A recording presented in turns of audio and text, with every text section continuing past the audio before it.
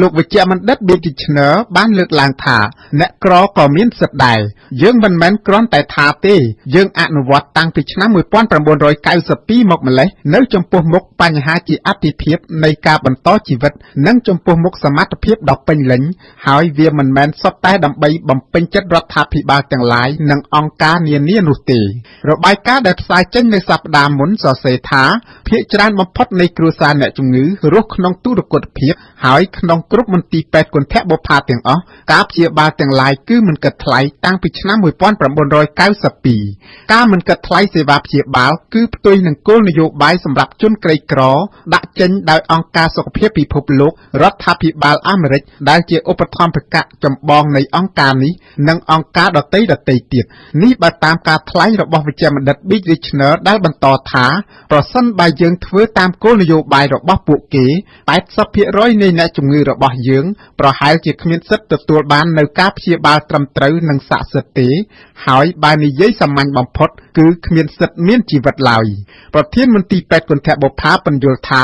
យើងផ្ដល់ការព្យាបាលជំងឺតាមបែបត្រឹមត្រូវចំពោះអ្នកជំងឺរបស់យើងដូចនៅប្រទេសស្វីសដែរដើម្បីទទួលបានលទ្ធផលនេះជារឿយៗគេត្រូវធ្វើរោគវិនិច្ឆ័យក្នុងពេលដ៏ខ្លីបំផុតនិងដោយសារមធ្យោបាយវិភាគនានាដែលត្រឹមត្រូវនិងទំនើប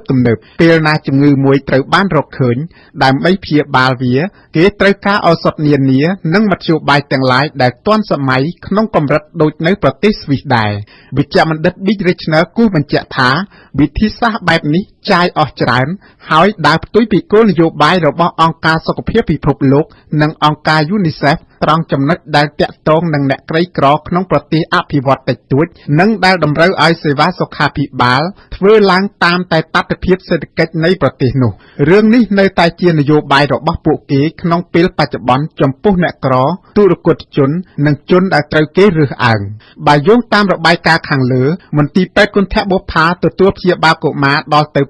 85% នៅទូទាំងប្រទេសហើយអត្រាមរណៈនៅក្នុងមន្ទីរពេទ្យទាំងអស់មានត្រឹមតែ0.3% ប៉ុណ្ណោះវិជ្ជបណ្ឌិត Bittner ក៏សម្គាល់ថាវាក៏ជារឿងគួរឲ្យរីករាយដែរដែលបច្ចុប្បន្នរដ្ឋមន្ត្រីនានារបស់រដ្ឋាភិបាលកម្ពុជាយល់ឃើញថាត្រូវរក្សាមន្ទីរពេទ្យគន្ធបុប្ផាជារៀងរហូតសូមបញ្ជាក់ថាមន្ទីរពេទ្យគន្ធបុប្ផាដែលចំណាយក្នុងមួយថ្ងៃប្រហែល $120,000 សហរដ្ឋអាមេរិកត្រូវការឧបត្ថម្ភថវិកាយ៉ាងខ្លាំង